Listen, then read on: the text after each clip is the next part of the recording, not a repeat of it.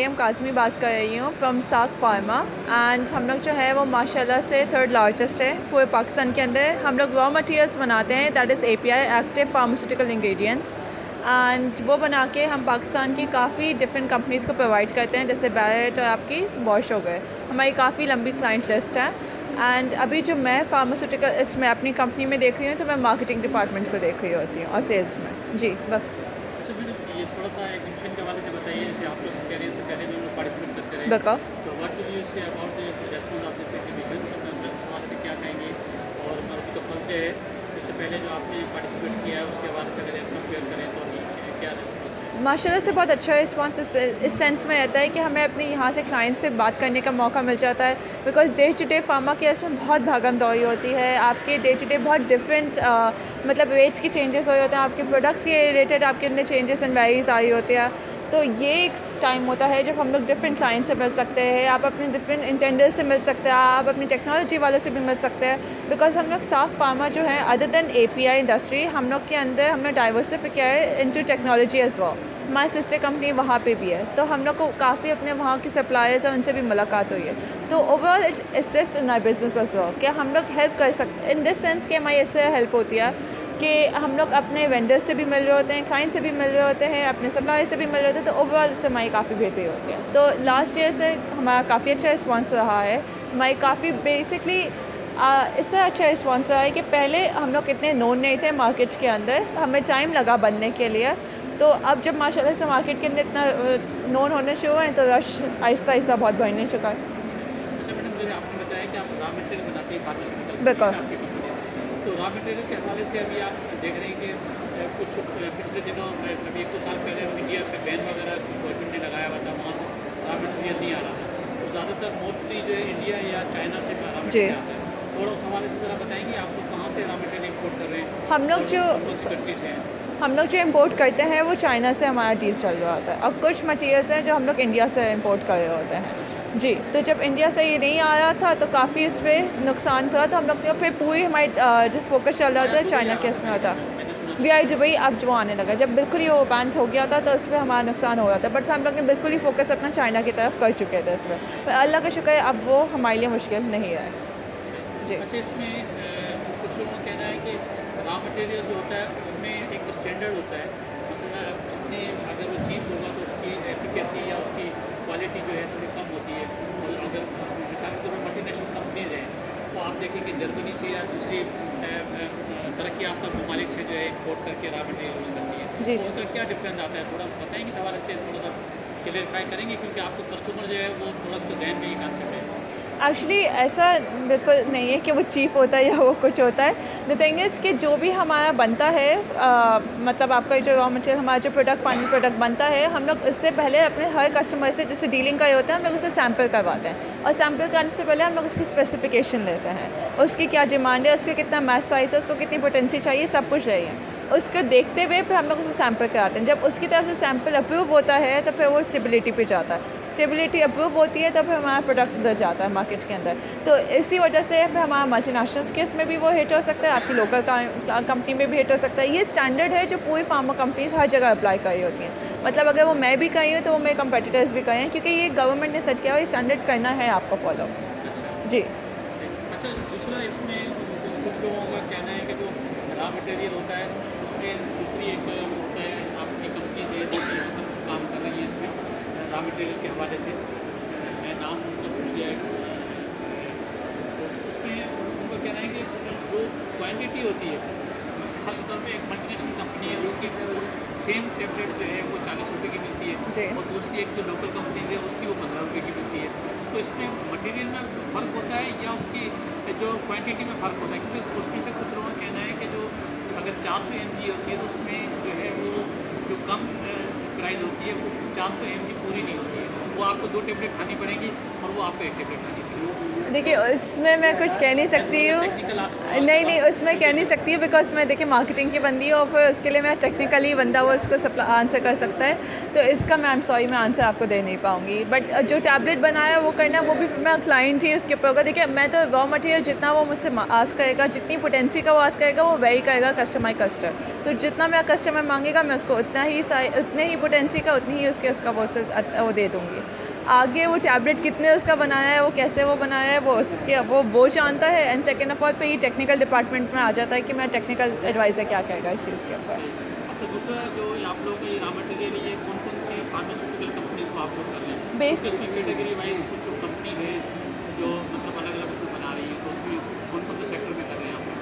हम लोग अभी जो रॉ मटेरियल हम लोग ये जो दे रहे हैं, देखिए मैं आपको बता दी, साग ग्रुप जो है वो ओवरऑल एक हम लोग एपीआई के अंदर भी है, हम लोग टेक्नोलॉजी में भी है, हम लोग एक मतलब हाँ, और एक हम लोग ये मल्टीविटामिन्स की भी टैबलेट्स और हर्बल की भी बनाए। तो इस तरह मैं आपको अपने बेस्ट 2 कस्टमर बता सकती हूँ, एक बायोटेक और बॉश, लेकिन बाकी जो लिस्ट है वो ज़रा थोड़ी सी कॉन्फिडेंशियल है, इस तरह हम लोग अपना बता नहीं सकते हैं। ये इन दोनों का भी बताइए बिकॉज़ हमारी माशाल्लाह से वहाँ पे स्ट्रॉन्ग है, मतलब हम चाहते हैं। लेकिन आपका सॉरी आपने क्या पूछा था? मैंने कहा था कि कौन-कौन सी कंपनी फार्मास्यूटिकल में मतलब कौन सी कैटेगरीज़ में दे दें?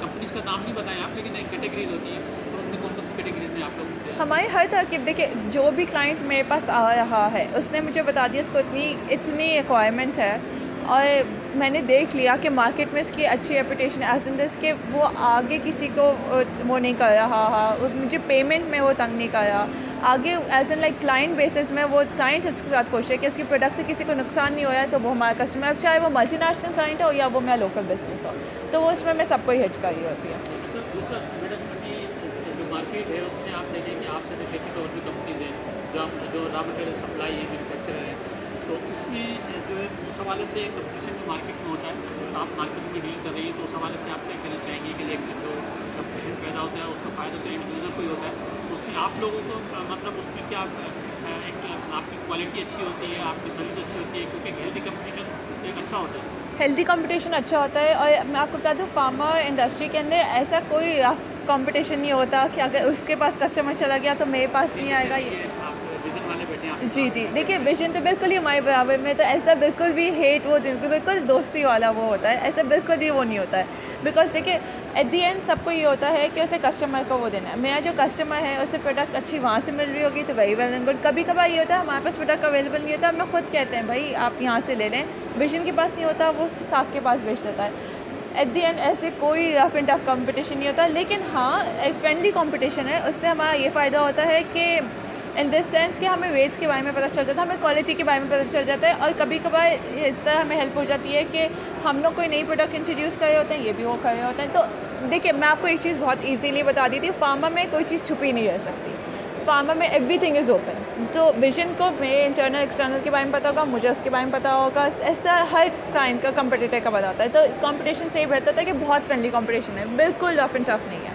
हम जी, अब इसी से लगा लें कि यहाँ सामने मेरा फार्माजेन भी है और यहाँ ही सामने मेरा विजन भी है, और हमारे बीच में हंसी मजाक भी हो रही है और बातचीत भी हो रही है। अच्छा, सर मैडम, फार्मास्यूटिकल के हवाले से एक लोगों का कॉन्सेप्ट ये भी है कि फार्मास्यूटिकल कंपनी जो है वो डॉक्टर्स को बड़ा अप्रोच करती है और उनको बड़ी बेनिफिट देती है और उनको बड़े एसी लगा के देती है, गाड़ी देती है, आईफोन देती है, तो मतलब एक टारगेट भी देती है कि आपने ये सेल हमारी करवानी है, तो ऐसा कोई कॉन्सेप्ट है कि देखिए कहाँ तक हकीकत है? कोई और वो करे इसका मैं वो क्वेश्चन करती हूँ, लेकिन मैं आपको बता दूँ साग ऐसी कोई चीज़ नहीं करता, और साग की कोई भी कंपनी है इस तरह की कोई ऐसी चीज़ नहीं हो रही होती है।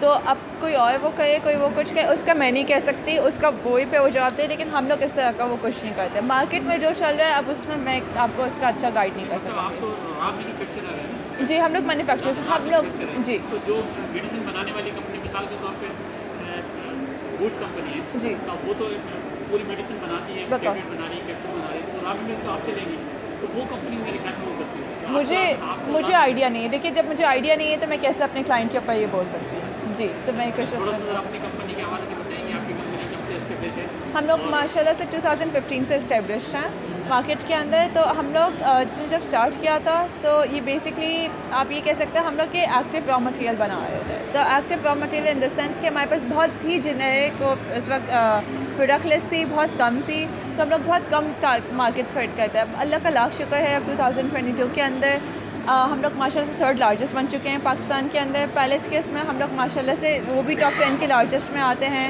और इसके साथ साथ अब हमारी प्रोडक्ट लिस्ट भी माशाल्लाह से इंक्रीज़ हो चुकी है। तो अब हम लोग डिफरेंट एरियाज़ को टारगेट करें। अब इंशाल्लाह बहुत जल्द हम लोग एक्सपेंशन की तरफ भी जा रहे हैं, तो बस अल्लाह ने हाथ पकड़ा हुआ है, अब वही हमें आगे लेके जा रहा है। जी। अच्छा मैडम, को एग्जीबिशन के हवाले से कोई सजेशन देना चाहेंगे, कोई मैसेज देना चाहेंगे माशाल्लाह से ये actually this is the first time मैं ये एग्ज़िबिशन अटेंड काफ़ी कर दिन रही बाद हूँ। हुई है क्योंकि कोविड जी। की वजह से सारा लेकिन एक बहुत बहुत अच्छी तरीके से उन्होंने मैनेज किया हुआ है, मुझे बिल्कुल भी कोई शिकायत नहीं है बिकॉज़ इनके काफ़ी जो मेंबर्स थे वो पूरे वक्त कोऑर्डिनेशन में थे, उन्होंने पूरे वक्त हर चीज़ में वो हमारे साथ दे रहे थे।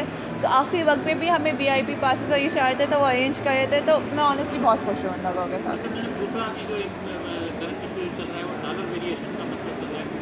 डॉलर आप देखें कितना हाई हो गया है, तो उससे जी। आप लोग काफ़ी मुतासिर होते होंगे, देख खासकर जो इम्पोर्टर हैं, क्योंकि आप लोगों को डॉलर में पेमेंट करनी पड़ती होगी। बिल्कुल। तो उस हवाले से क्या कहना चाहेंगी? अभी आप क्या देख रही हैं आगे फ्यूचर में डॉलर मज़ीद होगा, उससे आपके रेट बढ़ जाता होगा जब डॉलर का रेट बढ़ता होगा तो?